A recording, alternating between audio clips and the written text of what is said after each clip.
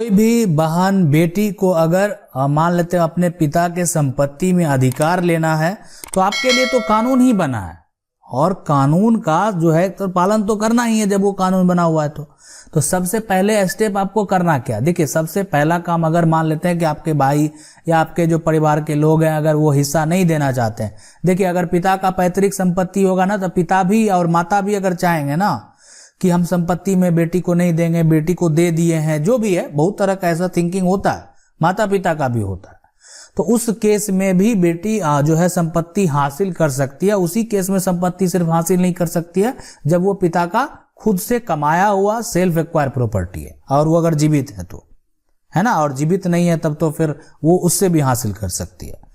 तो अभी अगर सबसे पहला अगर मान लेते हैं किसी भी बहन और बेटी को अपना हक लेना है, अगर कोई नहीं दे रहा है तो पहला काम आप जो है, जो सीओ है, सर्कल ऑफिसर है राजस्व के, उनको आवेदन करेंगे और उनको ये कहेंगे कि आपका शेयर है जो कि आपको नहीं दिया जा रहा है।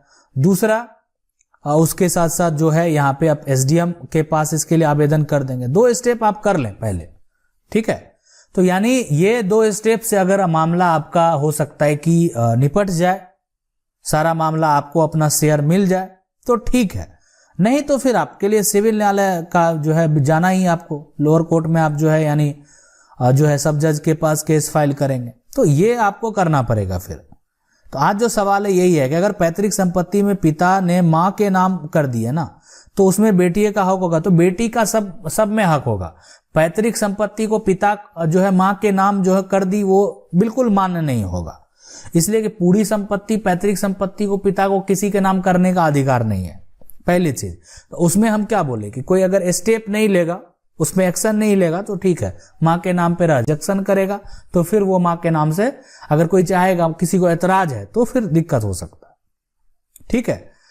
अब अगर माँ जिंदा है और वो सारी प्रॉपर्टी अपने बेटे को देना चाहती है, बेटियों को नहीं देना चाहती है, तो बेटियां फिर भी संपत्ति ले सकती है, इसलिए वो संपत्ति पैतृक है। अब इसमें जो है ये 2 प्रक्रिया करने के बाद जो है तीसरा आप न्यायालय से पार्टीशन सूट बेटी कर सकती है, इसलिए कि पिता का जो संपत्ति है वो पैतृक संपत्ति है और उसमें बेटी का बराबर शेयर है। हाँ, बेटी का मान लेते हैं बेटी की मृत्यु भी हो जाती है ना तो बेटी के जो बच्चे हैं वो भी उस संपत्ति के हकदार हैं। यही तो हमारा कानून है। मतलब क्या हुआ कि जैसे बेटे का वंशज है वो उसका हकदार है, उसी तरह से बेटी का वंशज भी उसका हकदार है। तो बस ये है। अब ये आप मान लेते हैं कानून है, बहुत लोगों को अच्छा भी लग रहा है, बहुत लोगों को अच्छा नहीं लग रहा है, तो आपको कैसा लग रहा है आप हमें कमेंट करके बता सकते हैं, ठीक है। अगला सवाल है ये पूछ रहे हैं कि मेरे पापा ने अपने जो है यहाँ पे चाचा से जमीन खरीदा था, पर उस टाइम कोई पेपर जमीन का नहीं बनवाया, जिनसे जमीन लिया था उनका अब डेथ हो गया है और वो किसी जो है यह सिचुएशन में ऐसी सिचुएशन में क्या करें। उनके बेटे अब जो है हमसे जमीन लेना चाहते हैं जबरदस्ती। देखिए आपके पास ये बात का अगर कोई भी प्रूफ नहीं है तो फिर आप कुछ नहीं कर पाएंगे। हाँ, लेकिन आपके पास प्रूफ है। अभी फिलहाल मान लेते हैं आपका कब्जा है, अब आपके पास जो है इसका किसी भी तरह का एग्रीमेंट बना कि नहीं बना, पैसे आप दिए तो अकाउंट में पे किए, मान लेते हैं जब वो आप पैसे दिए होंगे अकाउंट में पे किए, इसका कोई आपके पास गवाह है कि नहीं है, तो फिर आप मान लेते हैं कुछ एक्शन ले सकते हैं।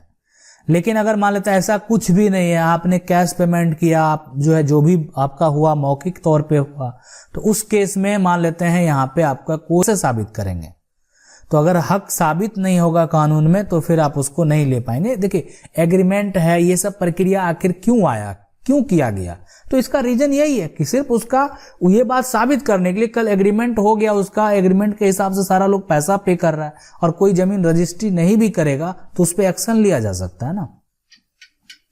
सवाल है कि अगर बेटे ने अपनी इनकम से घर खरीदा और वो घर माँ के नाम पर लिख दिया, माँ जो है यहाँ पे क्या बाद में वो उसी बेटे का होगा या बाकी बच्चों का भी हक हो जाएगा। देखिए अगर वो माँ के नाम पे है ना तो बाकी सबका, फिलहाल जब वो नाम पे है तो हक सबका होगा। रही बात अगर बड़े बेटे ने अपनी इनकम से खरीदा, उस बात को प्रूफ करता है, ये चीज है, फिर लेकिन उन्होंने खरीदा तो माँ के नाम पे खरीदा, तो माँ के नाम पे खरीदा तो इन पे सारा का अधिकार हो जाएगा। तब फिर तो ये बात अभी साबित करना कि वो अपने पैसे से, इनकम से कैसे खरीदे हैं, ठीक है। तो अगर यहाँ पे ये संपत्ति माँ के नाम पे है तो इस पे सभी बच्चों का हक होगा फिलहाल। हाँ, ये साबित करने के बाद कि आपने अपने पैसे से खरीदा है, उसके बाद ही अपना आप हक यहाँ पे अकेला ले सकते हैं। सवाल है कि सर मेरा एक खेसरा नंबर 18 जो है बगल का जमीन वाला खेसरा नंबर 19 है और 19 में मेरा 18 नंबर खेसरा मिलाकर एक न्यू खेसरा तैयार हुआ 37 नंबर जो 19 नंबर वाले के नाम पर हो गया, तो क्या करें? देखिए, अगर ऐसा हो गया है तो उस केस में आप जो है टाइटल सूट जो है फाइल कीजिए आपका पुराना 18 नंबर के अनुसार। तो जो 18 नंबर का खेसरा है उसका जो भी दस्तावेज है वो आपके पास होना चाहिए और टाइटल सूट करेंगे कि आखिर ऐसा कोई बड़ी बात नहीं, एक तरह से त्रुटि है और इसका सुधार हो जाएगा। तो आपको टाइटल सूट करना है, आप जाइए जो है सिविल न्यायालय में, टाइटल को नोटिस जाएगा, उसको जवाब देना पड़ेगा कि ये आपका जो हुआ है इसे किस आधार पे हुआ है ना, तो ये आपका सही हो जाएगा। ठीक है, नक्शा में गड़बड़ी है तो नक्शा का सुधार हो जाएगा, अगर कागज में गड़बड़ी है तो कागज का सुधार हो जाएगा, दोनों का गड़बड़ी है तो दोनों का सुधार हो जाएगा। सवाल है कि सर मेरा जो है यहाँ पे मेरे परदादा ने जो है पीढ़ी पहले एक जमीन खरीदी थी और उसका जो है अपने नाम पर नहीं कराया। ठीक है, उसके बाद मेरे पास स्टाम्प पेपर भी है पर वो खराब हो गया है और दिख नहीं रहा है जमीन। मालिक अभी आकर बोलता है कि जमीन हम जो है हम पर खेती हम करेंगे, मामला में क्या करेंगे? यहाँ पे 22 हेक्टेयर जो है इससे इसका जो है केस कोई कर सकता है तो हम उससे, देखिए अगर वो जमीन अगर आपके कब्जे में, सबसे पहला बात तो अभी कब्जा में है, आप स्टाम्प पेपर जो भी है वो उसको अभी फिलहाल जितना भी तक है उसको आप रख सकते हैं, पक्ष में गवाह रख लीजिए और कि इतना दिन से आपका दखल है, एक तरह से लंबे समय से दखल भी है, आप यहाँ पे प्रतिकूल कब्जा का भी दावा कर सकते हैं कि अब इतने साल से दखल है और व्यक्ति वो तो मान लेते हैं उसके वो जमीन ढूंढ भी नहीं रहा था इतने लंबे साल से, है ना, लंबे समय से। तो ये आपके पास एक प्रूफ है फिलहाल, तो आप केस फाइल कर सकते हैं, खुद केस फाइल कीजिए अगर वो व्यक्ति आपको जो है एक तरह से वो जमीन का हक ले रहा है तो। ठीक है, क्या है कि वो व्यक्ति अगर जाएगा तो वो तो एक तरह से आप पर गलत तरीके से, जबरन तरीके से कब्जा करने का ही आरोप लगाएगा। सवाल है कि पिता की डेट जो है वो 1980 में हो गई है और बेटों का नाम पर जमीन है ना, जमीन में है, लेकिन बेटी का नाम जमीन में नहीं है, तो बेटी अपना नाम जमीन में अब कैसे ला सकती है? देखिए, अगर मान लेते हैं कि 1980 में ही पिता की मतलब जो है डेथ हो गई है तो ये मामला थोड़ा सा जो है बहुत पहले का है। ठीक है, और उस केस में जो है यहाँ पे कुछ कंडीशन हैं, फिर भी बेटी जो है अपने नाम पर संपत्ति लेने के लिए, ठीक है, आपको न्यायालय में केस फाइल करना पड़ेगा। केस फाइल करने के बाद, इसलिए कि आपका नाम दर्ज नहीं हुआ, आपको शेयर नहीं मिला, आपको उसका हक नहीं मिला, तो आप न्यायालय में जाने के लिए स्वतंत्र हैं। ठीक है, सवाल है ये पूछ रहे हैं, ये बताइए मेरा नाना 1966 जनवरी में मेरी माँ के जो है यहाँ पे और बिना माँ के अनुमति में मामा जमीन में 1968 में सेल डीड बनाकर बेच दिया, क्या मैं दोबा? देखिए, अभी जो नया कानून पहले जो था, ठीक है, तो वो यहाँ पे जो उत्तराधिकार अधिनियम था यानी 1956 में जो है ना, उसमें जो है संपत्ति में अगर बेटी का अगर हो गया तो उस केस में वहां पे अधिकार वाली बात नहीं थी, अधिकार का दावा जो है उस तरीके से, लेकिन संशोधन के बाद जो है ये लागू हो गया। तो ये मामला काफी पुराना है, तो इसलिए देखिए मामले में जाने के लिए अभी सुप्रीम कोर्ट का कुछ दिन पहले का ही जजमेंट है कि अगर 2005 के पहले भी पिता की मृत्यु हो गई है तो बेटी दावा संपत्ति में हक के लिए दावा कर सकती है, ऐसा है। लेकिन जो ये मामला है बहुत पहले का है, तो इसलिए हो सकता है अब जाने के लिए लोग स्वतंत्र हैं, ऐसा नहीं है, लेकिन मतलब बहुत अगर पीछे का ये मामला हो जाएगा तो दिक्कत हो सकता है। सवाल है कि मैंने एक जमीन खरीदा हूं और उसका जो है परदादा है ना, और वो उसी के परदादा का है, परदादा के नाम पर रजिस्ट्री है, खतियान भी है उन्हीं के नाम से। उनके परदादा के छोटे भाई के वंशज ने टाइटल सूट कर दिया है।